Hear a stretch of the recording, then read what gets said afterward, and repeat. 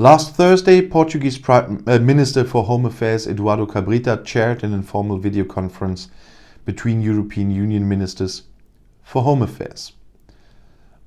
Also taking part in the meeting from Brussels was European Commissioner for Home Affairs Ylva Johansson.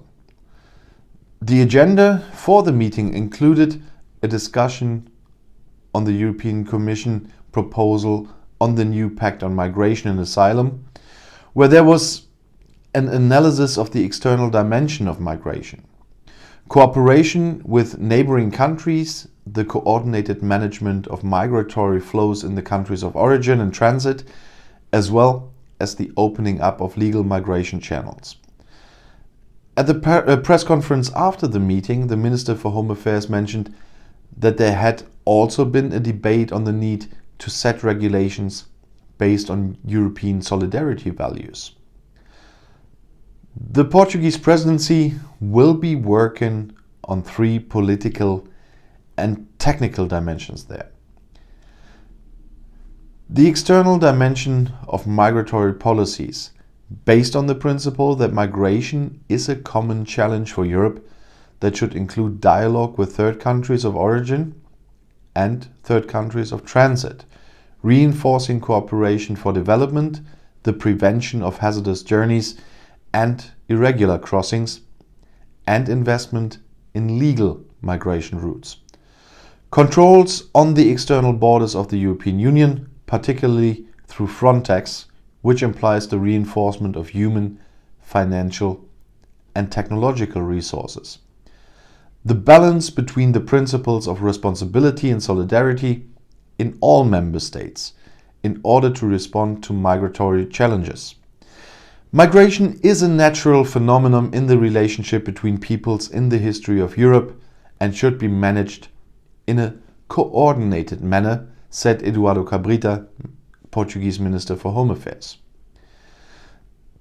The video conference between the Ministers for Home Affairs also addressed the importance of concerted safeguarding and management of the Schengen area.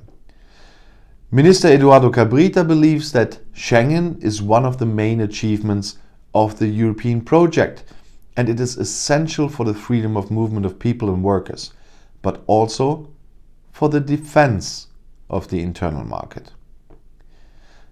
This is why member states are in agreement as to the importance of keeping Schengen in operation, defending its relevance and coordinating operations regarding measures restricting movement, justified by health reasons, for example, the Minister for Home Affairs explained.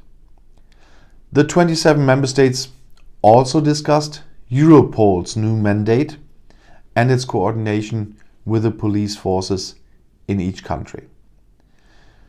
Minister Eduardo Cabrita said that the Portuguese presidency of the Council of the European Union has undertaken a commitment to work intensively with the European Commission and with the member states, so that at the next formal council to be held in March, it will be possible to adopt a convergence strategy between all the member states.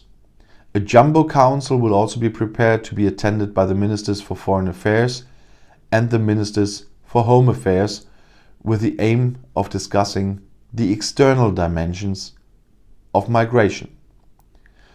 While admitting that it was not easy to reach a consensus on migration and asylum, European Commissioner for Home Affairs Ylva Johansson highlighted the importance of this.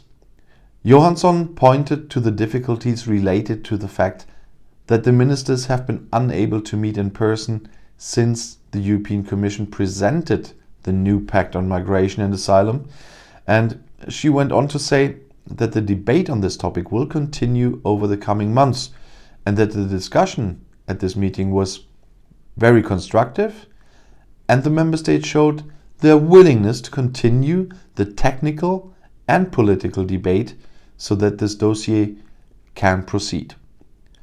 The role played by Frontex, as well as some concerns related to its operation, were also on the agenda for the meeting. In the Commissioner's opinion, The European Union must trust in a Frontex that is robust and functional when it comes to issues of migration and asylum, the Schengen area, and security. Ylva Johansson expressed her enthusiasm about the planned Jumbo Council, which will bring ministers for home affairs and ministers for foreign affairs together, because the external dimension is critically important and much can be done in terms of return and readmission and the fight against human trafficking. And if you want to stay informed, please subscribe to my channel and to my other channels. I'll see you in my next video. Auf Wiedersehen.